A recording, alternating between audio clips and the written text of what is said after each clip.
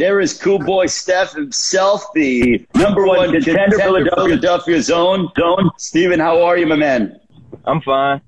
Now, you're on your way to Mohegan Sun and stuff, but how are you feeling heading into Saturday night? I know that it's been a long time coming, but what are your emotions like right now?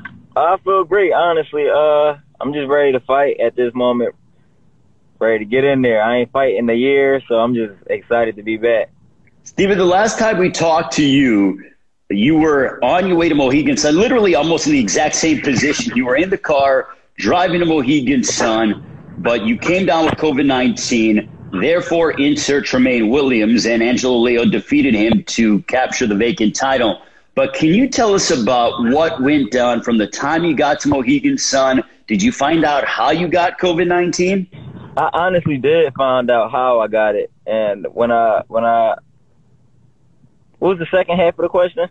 No, I said, like, can you tell us, like, the timeline? Like, because we talked, and you were on your way to Mohegan Sun. I know you've been tested regularly, but how did you get it, and what happened from the time you got to Mohegan Sun? What was that whole process like? So the process was just like, I was just wondering, like, what was going on with my body at that moment, and I was just looking forward to seeing my results come back because I knew something was wrong with me. How I got it was, like, someone in my camp just not doing their job. I got you. And, how was the recovery like? Because, we've seen people that have been able to get past it early, and then we've seen, obviously, quite a bit of fatalities and stuff. But what was that like? How long? Was it difficult to overcome? It was difficult to overcome. I felt the effects for, like, about 2 weeks. But then after that, I still felt the effects of, like, my lungs as far as breathing for, like, another month or two. So it definitely was, like, difficulty. Was it hard for you? Because I've known you for a long time. You're 18-0. This is the 9th undefeated fighter you're going to go up against. But was it difficult for you to stay away from the gym and try to, like, really allow your body to recover, or was it just that much difficult and did you not even have, energy to go into the gym? No, it wasn't that difficult, but I did stay away from the gym because I didn't want to, like, permanently damage anything due to me having it. Okay, so when did you get back in the gym? I got back in the gym around, like, early October, late September. So about a 2-month break that you took off from everything. Yeah. But I still was, like, active here and there, like, shadow boxing, hit the pads, and just leave. Because I was, like, at, like, my own, like, little private space. But then other than that, I was not, like, going hard or anything. So you would go in the gym just to get a little bit of light work in? Yeah, for sure. When you saw Angelo Leo defeat Tremaine Williams, what went through your mind there? I mean, was it kind of like, man, like, I can beat this guy, deep down inside? I mean, was that, entering your mind? Oh, yeah, for sure. I definitely know I could beat him, and I know it'll be a lot more easier for me than everyone really expect and think it's going to be. But on my end, I believe the fight will be easier than expected.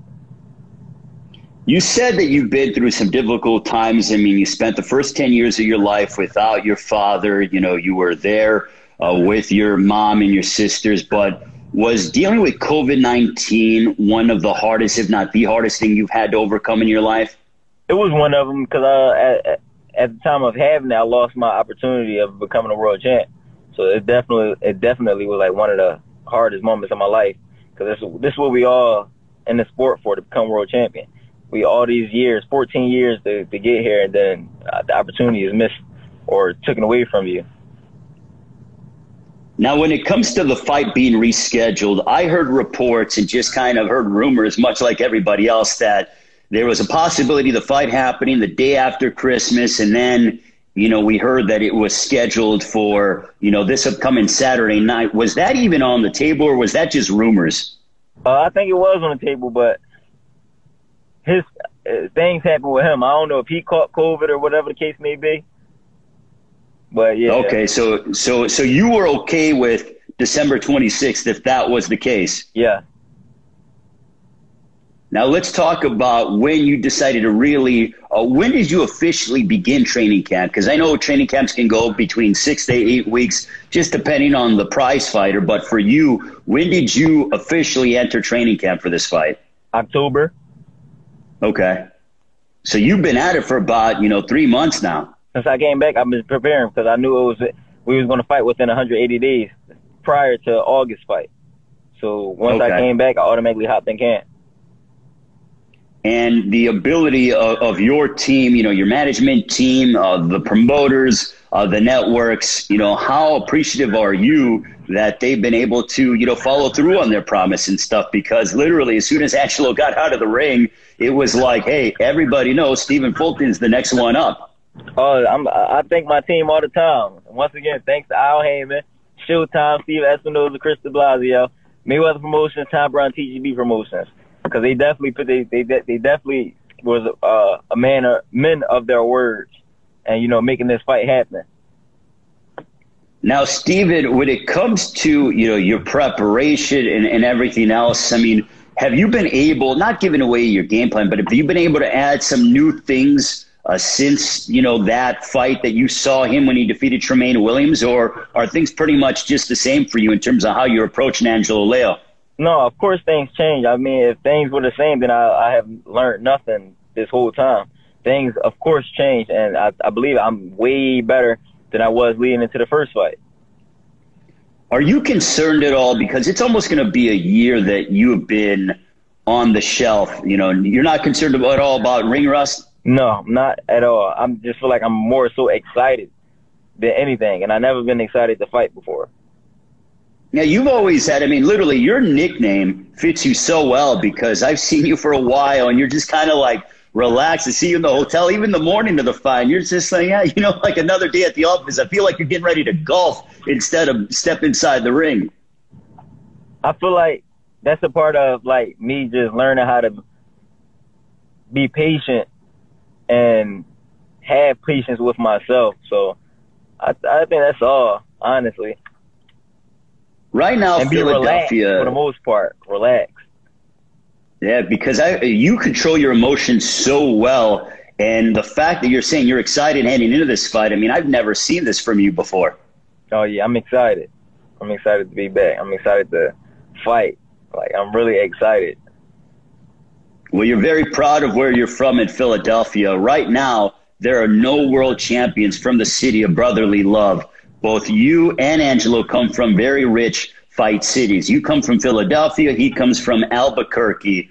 What would it mean for you to once again, put the city of Philadelphia in the limelight and become a world champion for the city? I mean, everything. It will mean a lot. To me, personally, it'll mean a lot because it's what I worked hard for my whole career. And to the city, it'll mean a lot because it'll give all the other fighters and young fighters under me to that motivation to get to where I'm at, and the ones that were there to get back there. Who are some guys that you looked up to from Philadelphia? You have like the likes of Danny Garcia. I know, Tevin Farmer. Also, Bernard Hopkins obviously come to mind. Philadelphia, the home of Smoking Joe Frazier. But who are some guys that you looked up to as you were advancing in the ranks as in the amateurs? I didn't really have anybody to really look up to in the amateurs, honestly. So I just kind of stayed to myself. So you didn't have like someone that kind of was giving you guidance or anything like that? You were just on your own, essentially? At first I was, but then now my coach, while he took over with it and helped me out in a big way, major way. I like to thank him. So I have asked Danny Garcia this on many times, but what makes a Philadelphia fighter so special?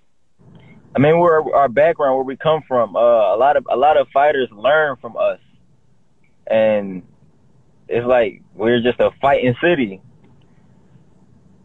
We smart, competitive. Number one, we strong, mentally strong.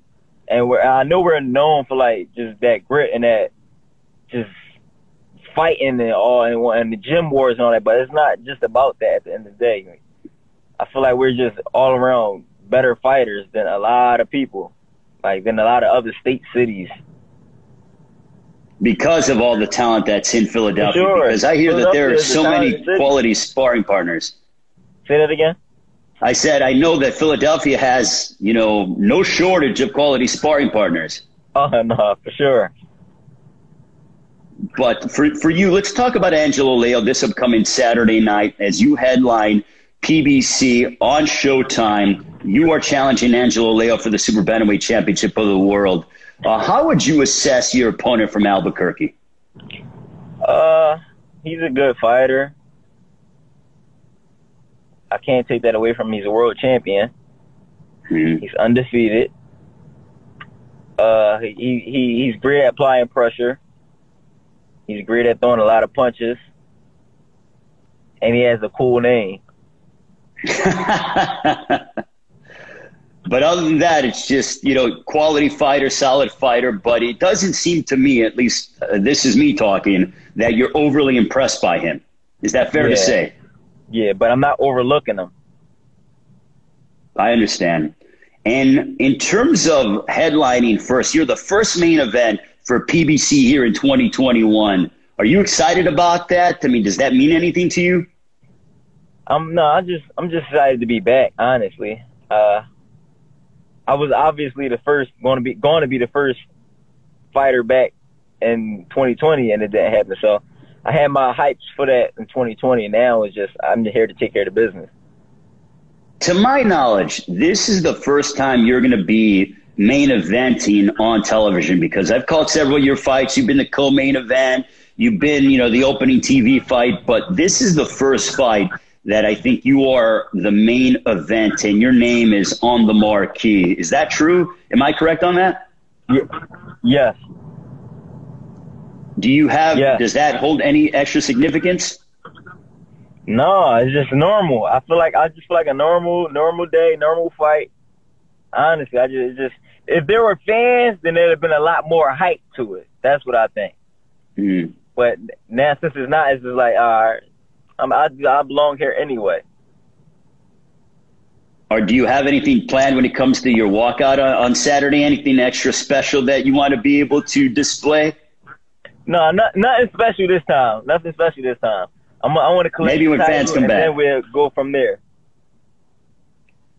And also, for you, as you look at the rest of the division, I mean, we saw Luis Neri victorious back at the end of September. We saw Brandon Figueroa victorious as well. But how do you look at the rest of 122? Beatable. I believe they're beatable. I believe I'm the man to do that job, and I'm the man to be undisputed, the first undisputed at this weight class. So there's no one that particularly stands out for you? No, but they're good fighters. Now, assuming everything goes according to plan for you on Saturday night on Showtime Championship Boxing against Angelo Leo, who do you want to face next? A belt holder, Neri, MJ, Brandon, any belt holder. I want to unify. I would like to unify. Is there still a little, I wouldn't say bad blood, but is there still some, a little bit of animosity between you and Brandon Figueroa and stuff? We talked about this in August, but for those of you who don't know, almost 2 years ago, you fought on his card in his hometown of Weslaco, Texas. It's when he went ahead and defeated Javier Chacon to win his title. And you stepped in the ring and you got booed loudly by his fan base. And he said, hey, I'm okay with having him fight next. You called him out. It seemed like things were going to go that way. But can you tell us once again as to why that fight never played out? Because it seemed like you guys were on a collision course. I mean, I feel like him and his team wanted to take a different direction, but which is fine though because it sets for a bigger fight. But there's no animosity towards him. Man, he's a good person too. It's just business. So the business didn't work out. He just think he's the better man. I know I'm the better man, and so it ain't no animosity. But as far as like on a fight scale, I think they wanted to take a different direction after that fight. But now it'll make sense for it'll happen and make sense for a bigger fight. So, down the line, if you guys are both champions, it makes even more sense financially. After this. So after this, you want Brandon Figueroa then? Is that what you're telling me? Brandon or Louis Neri. Neri, whoever the champions are. Whoever the other champions are. I understand. Well, it's great that we're talking with Stephen Fulton, the undefeated contender from Philadelphia. Stephen, this is the 9th undefeated fighter that you've gone up against. Do you think that your experience is going to be that much more to your benefit compared to Angelo Leo? For sure. My experience will always be, along with me, having that discipline and knowing that he hasn't fought anyone like me.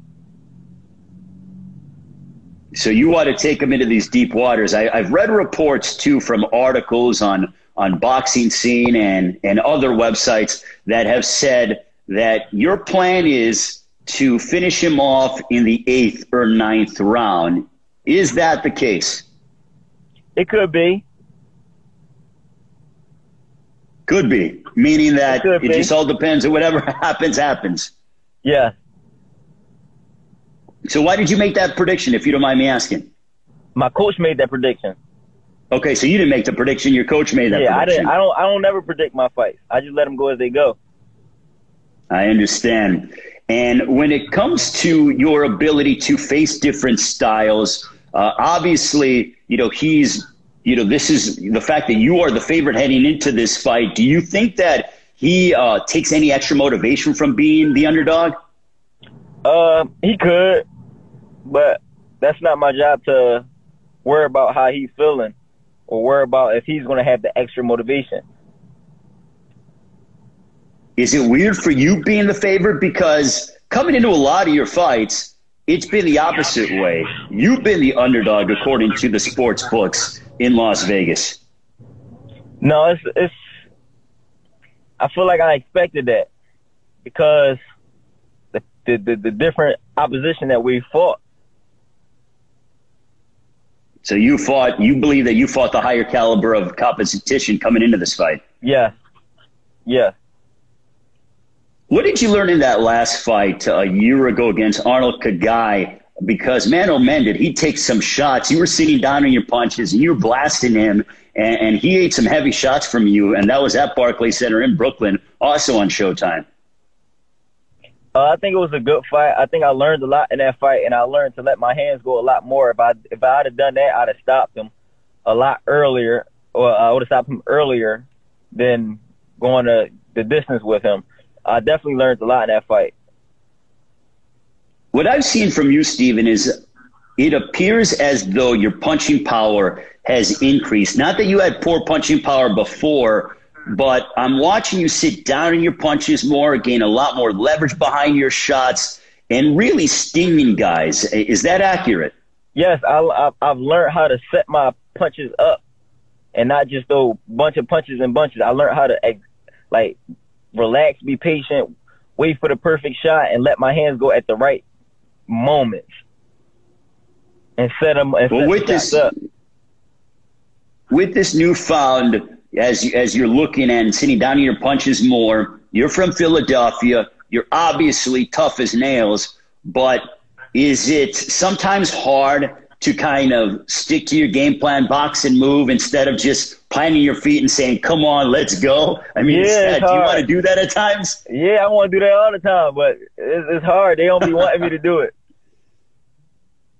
So when do you pick your spots? Is it just a field thing? Is it just different things that you see in the ring? Because I'm always curious with guys that are boxer punchers that when they decide to mix it up and go toe-to-toe a little bit and when they don't. So how do you pick your spots? I pick my spots depending on how me and my opponent. I have to read my opponent in the ring. If I'm reading the right judgment, then I'll depend on. That'll depend on when I'm going to turn it up a notch or so. Where do you get your high ring IQ from? I mean, I think it's just something that some people have and some people don't. Some things you can teach and some things you can't. And that's one of the things you can't teach It's just IQ. Are you the kind of guy that likes to watch a lot of film? Do you watch a lot of film on your opponent, or do you watch other boxers inside the ring and, you know, on television? I watch other fighters, but I don't like do a lot of studying. But you are a student of the game. Say that again? You are a student of the game, though. You do watch the current product, or are you more so an old school guy and watch old fights? Here and there. I understand. So it's more so watching the current product as to what's going on. Yeah. Who would you say that you look up to, or that you have looked up to in boxing stylistically from the past or even currently? I wouldn't say I look up to anyone, but I can definitely say I like Purnell's style, his swag, and the way he fight. Are you waiting for the moment that fans, that, you know, hopefully COVID-19's behind us, assuming you go ahead and you defeat Angelo on Saturday, that we can have events with fans every single time? Oh, yeah, that'd be lit. That'd be lit. I feel like everyone will appreciate boxing more and the boxing events more once that happens. Because everything being shut down is like, I feel like we all need to come together again. Have you prepared mentally about what it's going to be like being at Mohegan Sun Resort and Casino this upcoming Saturday against Angelo with no fans, and kind of understanding how that might go? No, I don't really think about that, because at the end of the day, I still have to get in there and handle business. Camp has been like that for months, just me in the gym, and me and my sparring partner in there. So it's like I prepared myself for that. But I try not to think about that as much, because I don't think it will affect me. So I assume you've been super strict when it comes to who comes in the gym, who doesn't, especially with the fact that you had COVID-19 back in August. Yes, I do. Finally, Steven, you know, I got to ask you this. You know, you got your mask, you got your hand sanitizer. Prediction time for Saturday night against Angelo, Showtime Championship Boxing. You said a prediction? A prediction time, or what can fans expect on Saturday? Oh, y'all can expect a hell of a fight. Honestly, a candidate, fight of the year candidate. Hopefully we can get a knockout of the year candidate in there if things go the perfect way, the right way that I would like it to go. If not, I just think we're going to put on a hell of a performance and a hell of a show. Me and Angelo Leo are going to put on a hell of a show, because he's definitely coming to fight and I'm definitely coming to fight. And we both believe that we're the better fighter.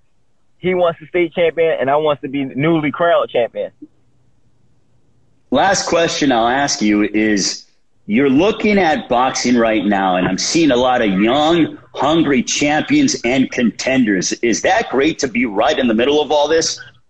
For sure. I feel like I'm one of the top guys now, and this fight right here will solidify that. Well, Steven, thank you so much for your time. Good luck on Saturday night, Showtime Championship Boxing. You against Angelo for the WBO Super Bantamweight Championship of the World. Thanks.